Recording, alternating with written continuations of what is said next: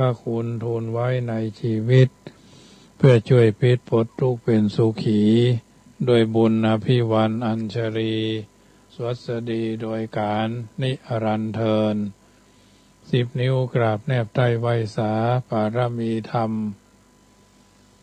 ในครูบาอาจารย์พระมหาเถรานุเถระท่านเจ้าคณะพระสังฆาธิการทุกรูปทุกตนขอความสุขความสวัสดีในธรรมะแห่งองค์สมเด็จพระสัมมาสัมพุทธเจ้าจงมีแก่บรรดาสาธุชนท่านผู้ฟังทุกท่านที่มีโอกาสเปิดเครื่องรับฟังรายการเสียงธรรมก่อนรับตาตั้งสถานีวิทยุเพื่อการศึกษาพระพุทธศาสนาและวัฒนธรรม FM ความถี่ 104.50 เมกะเฮิรตซ์วัดฝ่ายหินตำบลสุเทพอำเภอเมืองจังหวัดเชียงใหม่เมตตาในท่านพระครูสมุวิสุวัตรวรคิโจท่านเจ้าวาดวัดฝ่ายหินท่านผู้อำนวยการสถานีวิทยุแห่งนี้รายการนี้นำเสนอโดยอาตมาภาพพระมหาประสิทธมาภินันโทเจ้าวาดวัดจังกำตำบลมะกอกอำเภอป่าซางจังหวัดลำพูนเผยแผ่ธรรมในนามของคณะสงฆ์หน่วยอบรมประชาชนประจำตำบลมะกอกน้อมนำเอารายการดังกล่าวมามาจาอธิบายมาเป็นประทีปธรรมนำชีวิตมอบเป็นปฏิพรให้ญาติโยมสาธุชนที่ได้เปิดเครื่องรับฟังจากคืนนี้ทุกวันเสาร์วันอาทิตย์วันจันทร์วันอังคารวันพุธวันพฤหัส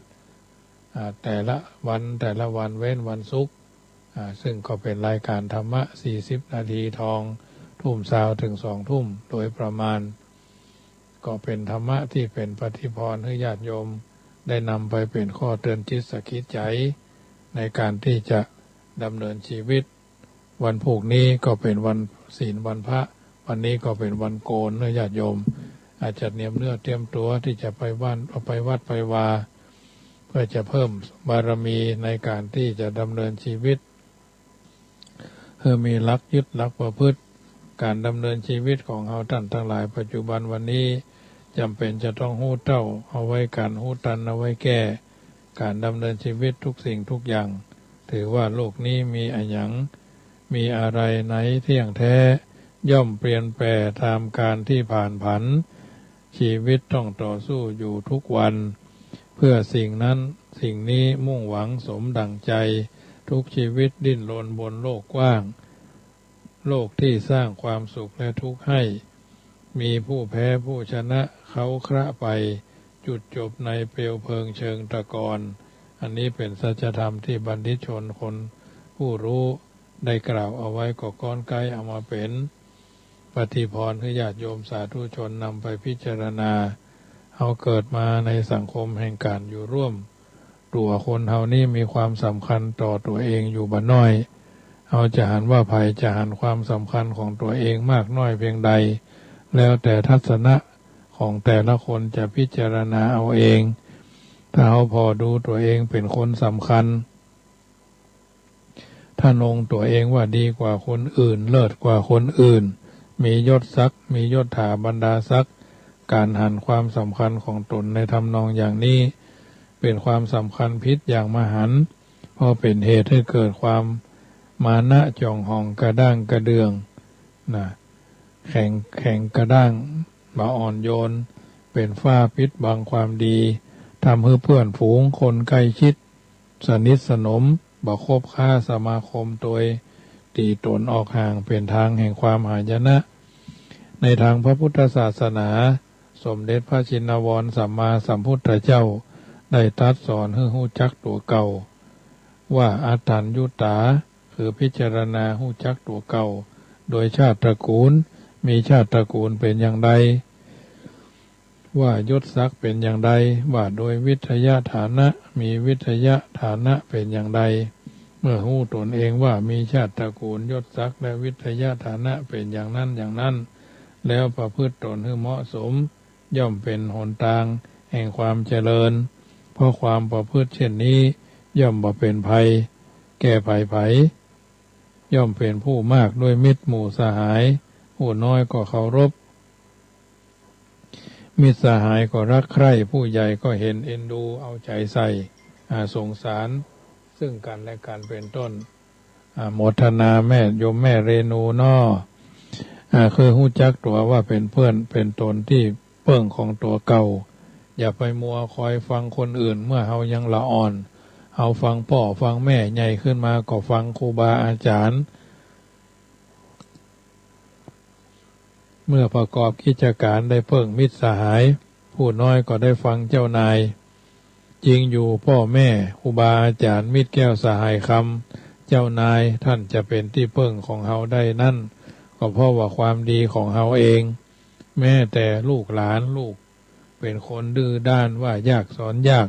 เบาใจใส่ธุระการงานเป็นคนพาลสันดานชั่ว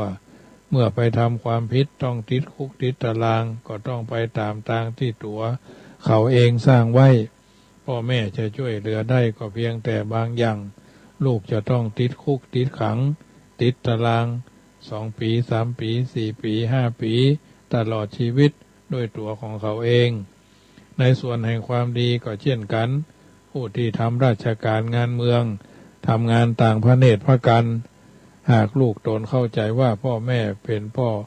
ผู้มีอำนาจวาสนาพยายามสร้างคุณงามความดีด้วยตัว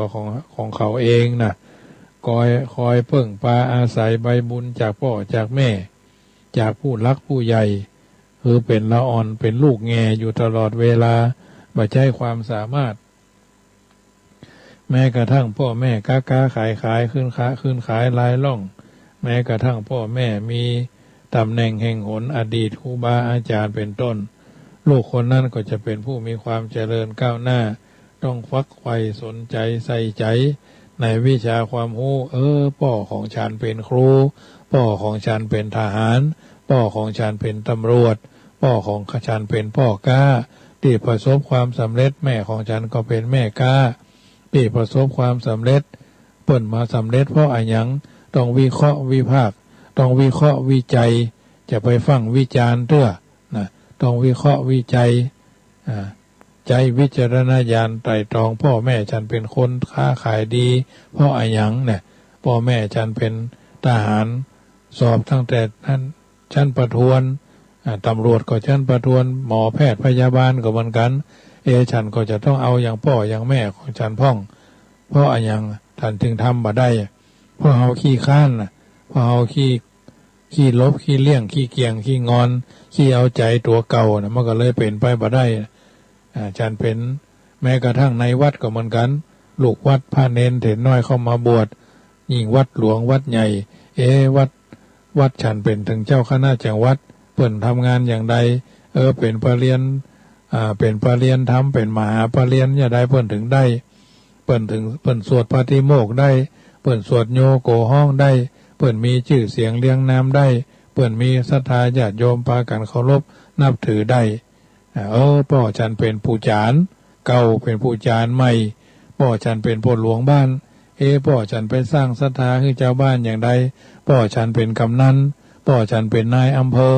พ่อฉันเป็นรองผู้ว่าเป็นผู้ว่าพ่อฉันเป็นสทเนี่ยพ่อฉันได้มาด้วยความอย่างใดพ่อเป็นฉันเป็นนายกต้องศึกษานะลูกบ่าวลูกสาวแม้บ่ได้มาอาจจะไปแถมสาขาหนึ่งบางทีบางครั้งเพิ่นมีการเกื้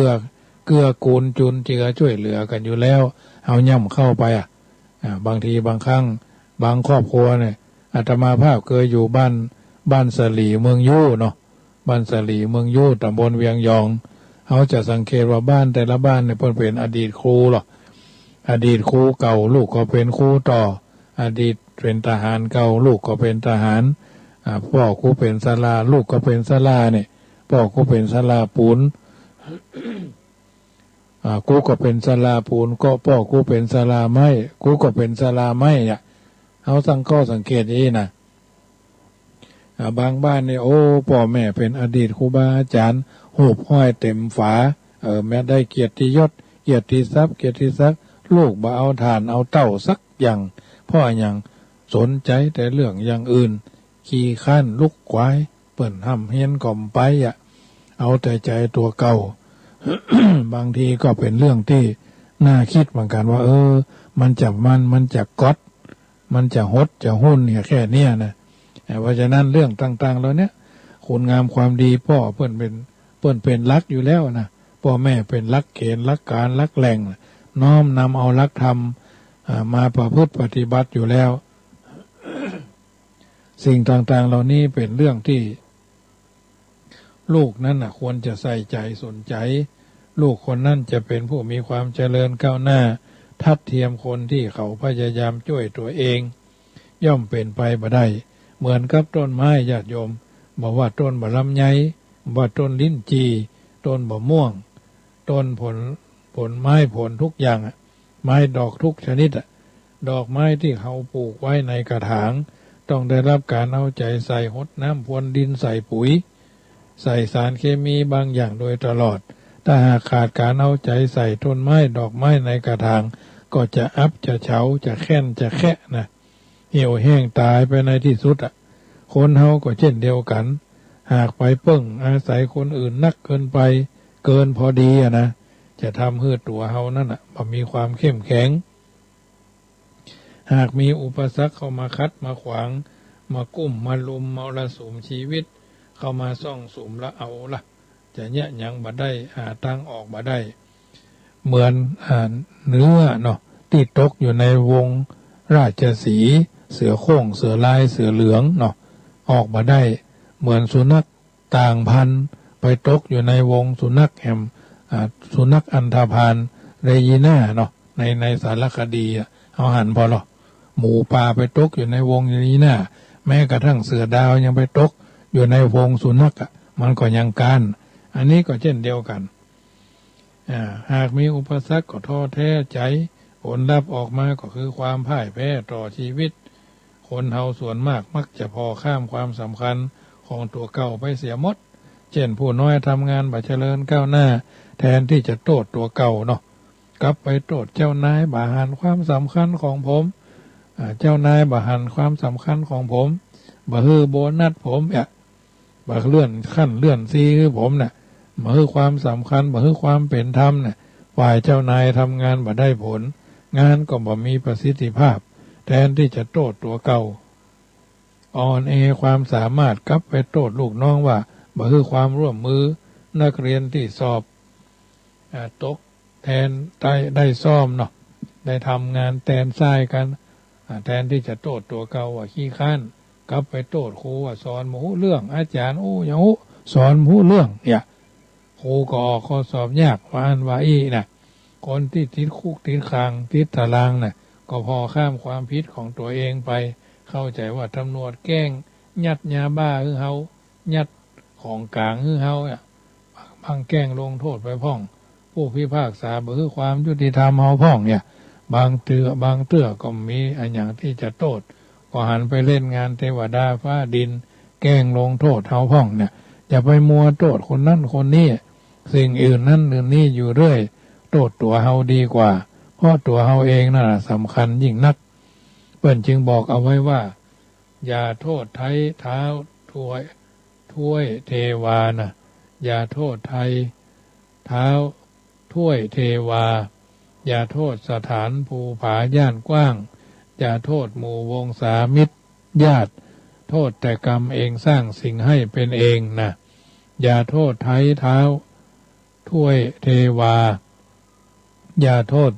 สถานภูผาย่านกว้างอย่าโทษหมู่วงศามิตรญาติโทษแต่กรรมเองสร้างสิ่งให้เป็นเองแม้พระพุทธพจน์ปรากฏในอัตถวรรคธรรมบทคุตตกนิกายว่าอัตตาหิอัตโนนาโถโกหินาโถปโรสิยาอัตตนาโจทยัตตานังปฏิมังเสตมัตตนาตนแลเป็นที่พึ่งของตนคนอื่นใครเล่าจะเป็นที่พึ่งได้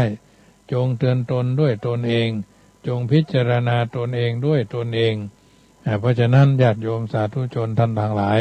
ต้องนำไปพิจารณาตามที่เราเข้าใจประการต่อมามีพุทธพจน์ว่าไว้บทหนึ่งว่าความอดทนเป็นเครื่องประดับของนักปราชญ์มีสุภาษิตของคนเมืองเหนือกล่าวเอาไว้ว่าอดเผ็ดได้กินหวานอดสารได้ซ่า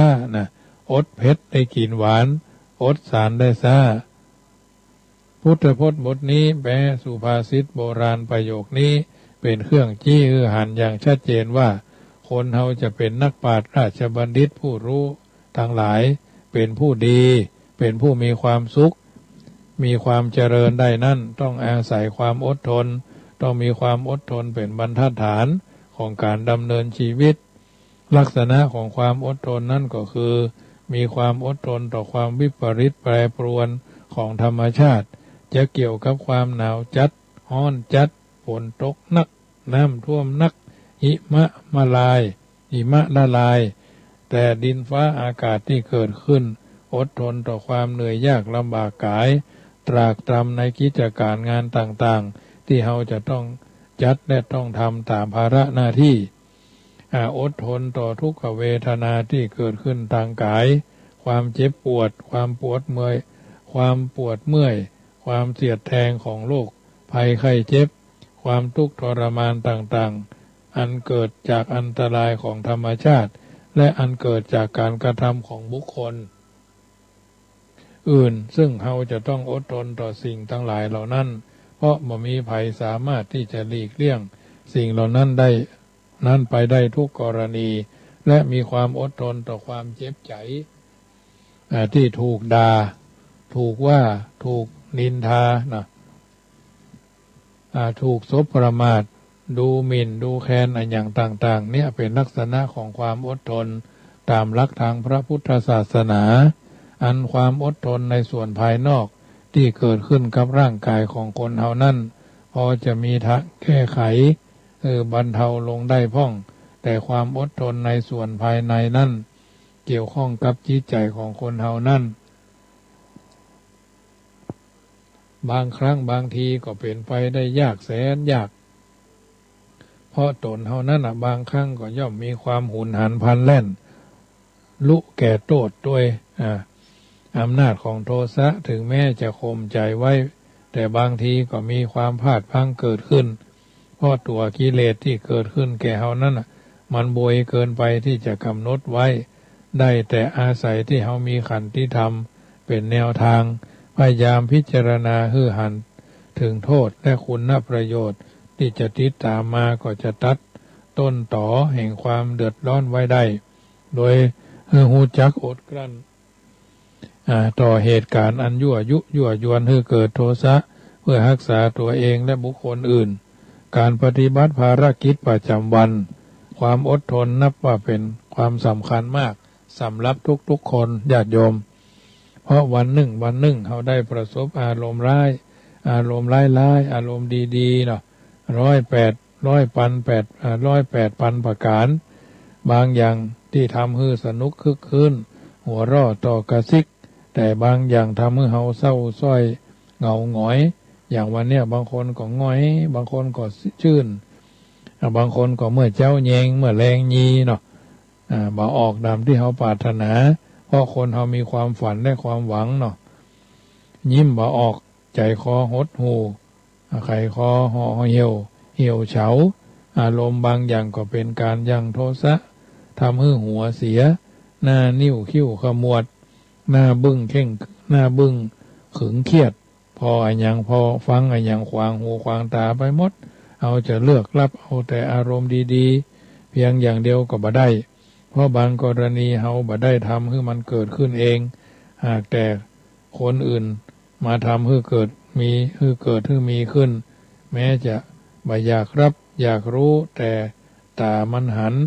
หูมันหันหูมันได้ยินจึงยากที่จะหลีกเลี่ยงได้ความอดทนนั้นอาจจะช่วยต่อต้านบ่ให้เกิดอารมณ์เสียได้ง่ายแม้อารมณ์จะเสียไปแล้วความอดทนก็จะช่วยสกัดกั้น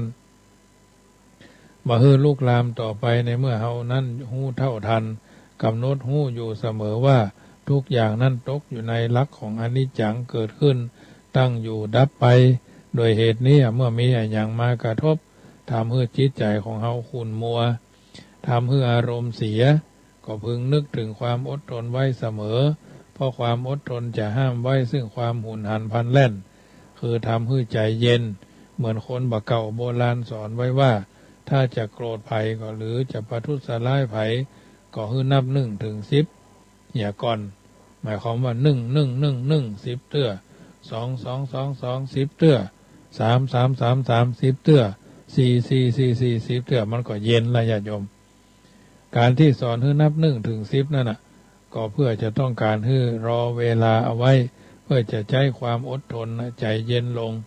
หากนับ1 ถึง 10ยังใจบ่ได้ก็ให้นิ่งโดยวิธีทำเป็นบาหันบ่ทำยินบ่ได้ยินหูบ่ได้ยินบ่หูเรื่องราวเมื่อนิ่งยังบ่เป็นผลก็คือนึกโดยนึกเอาว่าเขากำลังแสดงละครให้เฮาดูบทแต่ละบทฉากแต่ละฉากจะมีถึงบู๊ถึงโศกถึงโกงถึงฮักถึงจังปล่อยให้เป็นการแสดงละครของเขาเมื่อนึกอย่างนี้ยังใจการบ่ได้แถมก็คือนอนนะหาทางหลีกลบไปนอนพักสบายกายสบายใจแล้วปัญหาที่เกิดขึ้นก็จะหมดจะเสี่ยงไปมีเรื่องเล่าสืบกันมาว่าทุเจ้าตนหนึ่งเป็นพระมหาเถระอยู่ในจังหวัดหนึ่งหรือที่เฮาห้องกันด้วยขนานนามว่าหลวงพ่อดีท่านได้นามอย่างนั้นเพราะท่านแนะนำให้พ่อคนมองแต่ในสิ่งที่ดีๆนะหลวงพ่อดีนี่นะในแง่ดีๆอยู่เสมอวันหนึ่งท่านมีธุระที่จะไปขอนแก่นภาคอีสานเนาะช่วงนั้นอยู่ระหว่างสงครามหลวงพ่อให้โยมไปซื้อตั๋วรถไฟพอดีตั๋วรถไฟหมดโยมก็ปิกมาเรียนหลวงพ่อว่าตั๋วรถไฟหมดตั๋วหมดไปแล้วไปเที่ยวนี้บ่ได้หลวงพ่อท่านก็บอกว่าดีแล้วก็ยิ้มเมื่อโยมถามว่าดียังไงครับหลวงพ่อก็ตอบว่าดีนะที่จะนอนที่วัดแถม1 คืนแต่พอกำลังเตรียมตั๋วจะยกกระเป๋ากลับวัดก็มีคนมาบอกว่าเขาจะกับนายสถานีเองได้ไปแน่นอนหลวงพ่อท่านก็ว่า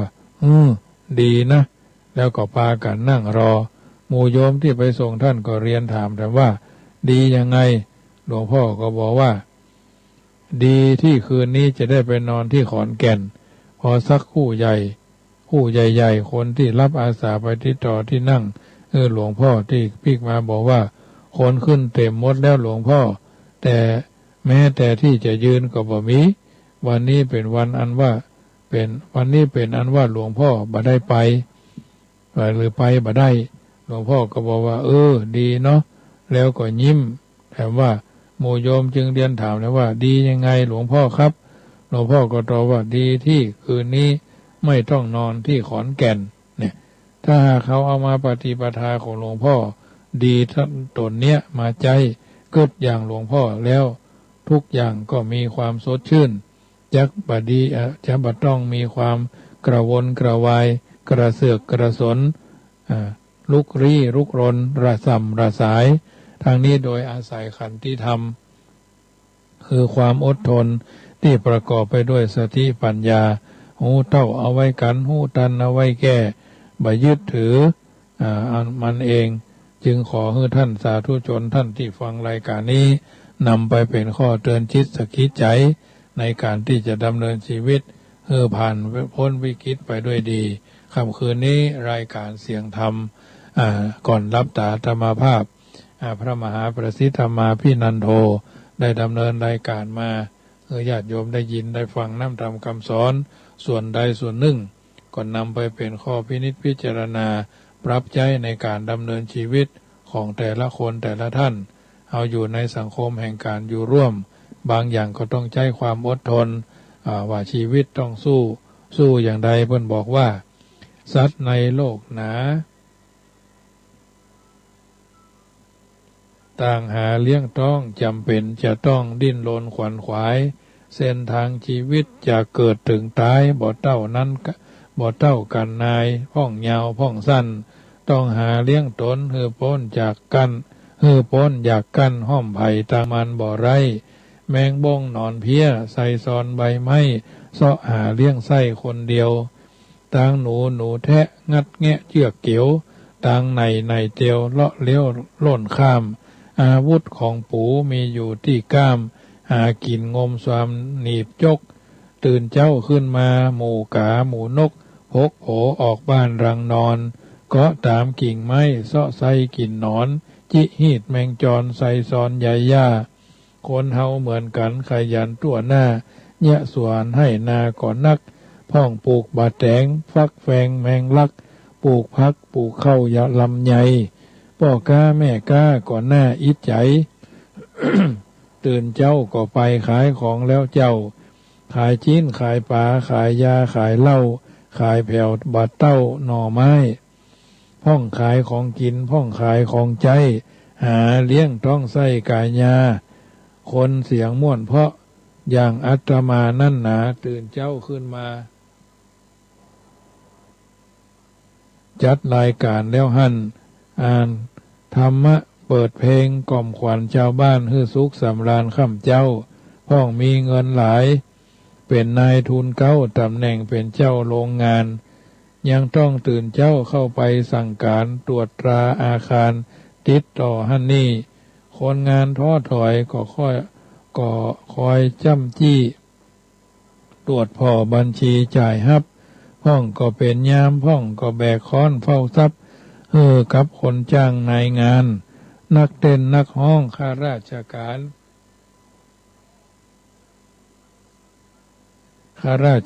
หมอพยาบาลมีการมดเจ้าห้องขับรถยนต์วิ่งออกวิ่งเข้าฮับโดยสารเอาลูกก้า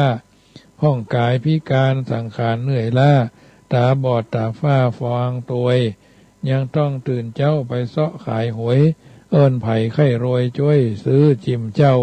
แต่ว่าคนขายจะตายกันเข้าถ้าหากหมู่เฮาบ่ซื้ออยู่อย่างคัดสนอดมือกินมือไผบ่ยื่นบ่ได้เลยต้องไปฮับลอตเตอรี่ขายเรื่องสุขสบายไผบ่ต้องอู้เมื่อเกิดเป็นคนมันก็ต้องสู้ไปตามห้อมโหตัวนั้นมันปรับปรุงสูงขึ้นเตื่อจันบ่ดีโดดข้ามขั้นเนินนาย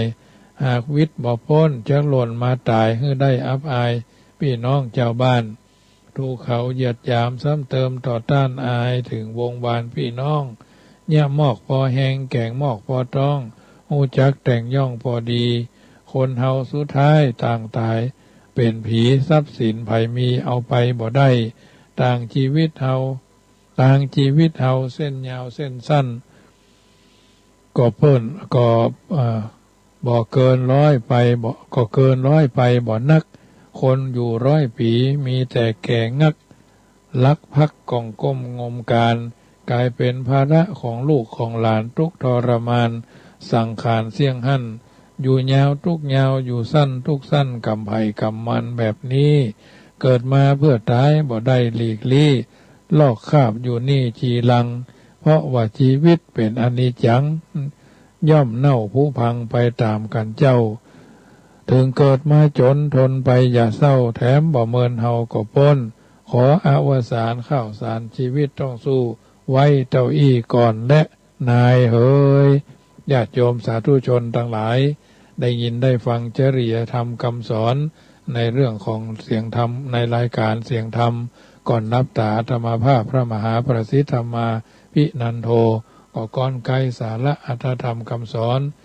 มาเป็นปฏิพรให้ญาติโยมสาธุชนได้ฟังแล้วเป็นจะใดก็โทรศัพท์ทักทายเข้ามาเนอะ0615476539 8 นาทีสุดท้ายก่อนนำรายการจากท่านไป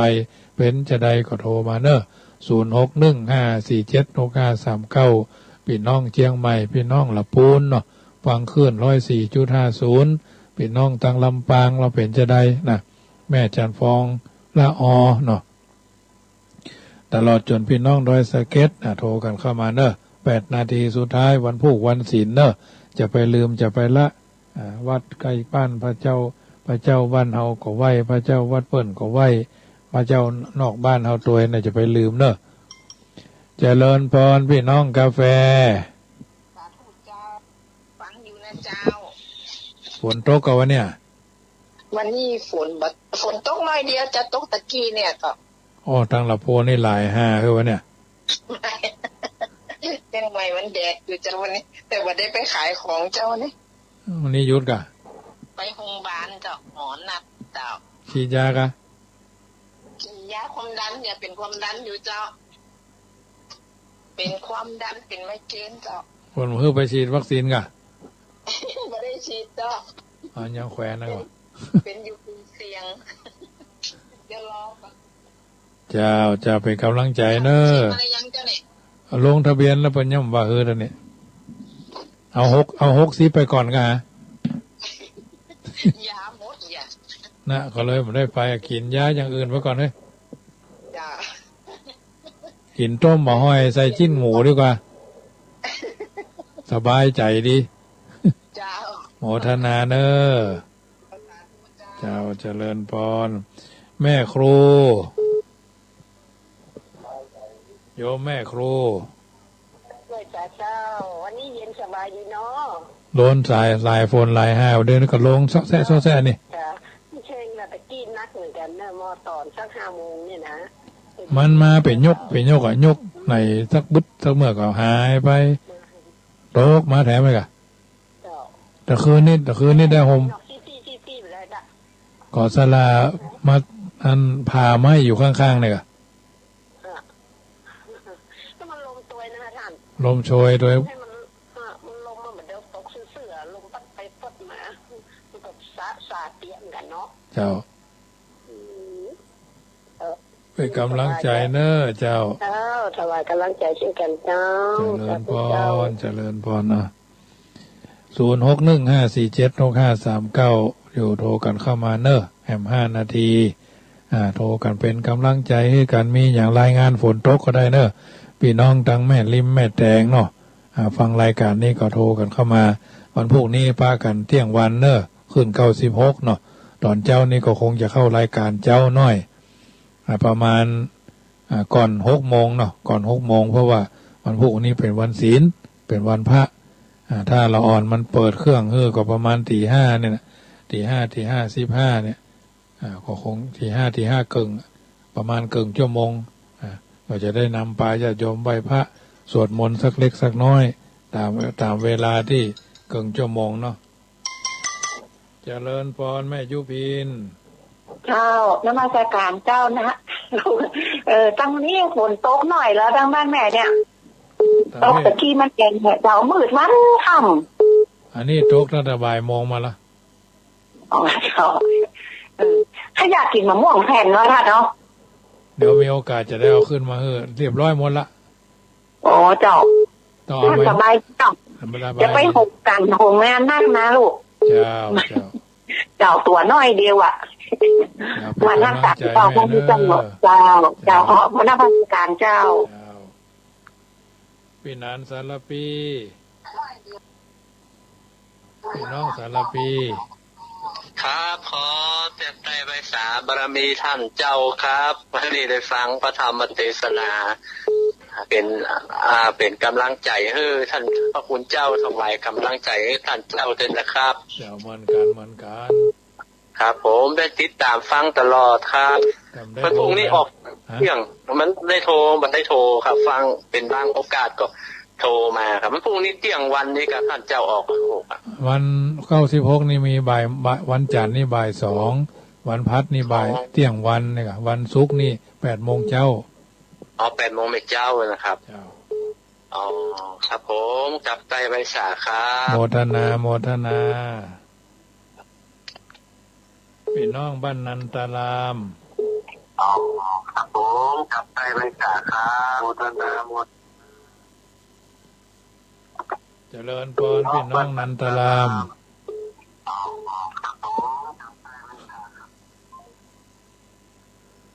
โทรมาใหม่เนอสายมันซ้อนกันอ่ะ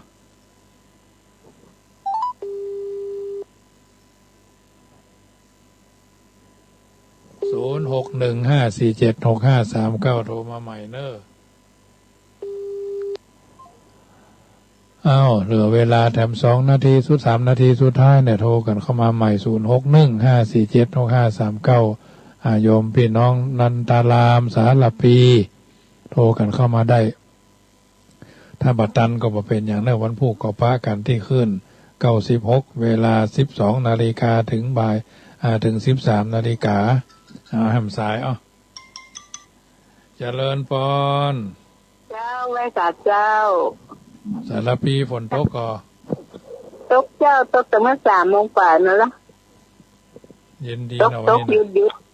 เจ้าเย็นดีเจ้าหายครัวก็ม่วนวัดจังจำกับตกเนาะตกตั้งแต่บ่ายโมงมาละอ๋อเจ้าตกหยุดตกหยุดเนาะวันนี้มีจัดนัดทางวัดนันตลามยังแควนน้อยเนาะเจ้า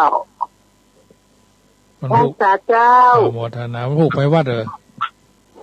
นะเพิ่นบอกขึ้นวัดเจ้าเพิ่นกุมบาตรสำบ้านนะเจ้าเจ้าโมทนาเนอะเจ้าไว้จัดเจ้าเจริญพรเอาละญาติโยมสาธุชนคนดีทุกคนทุกท่าน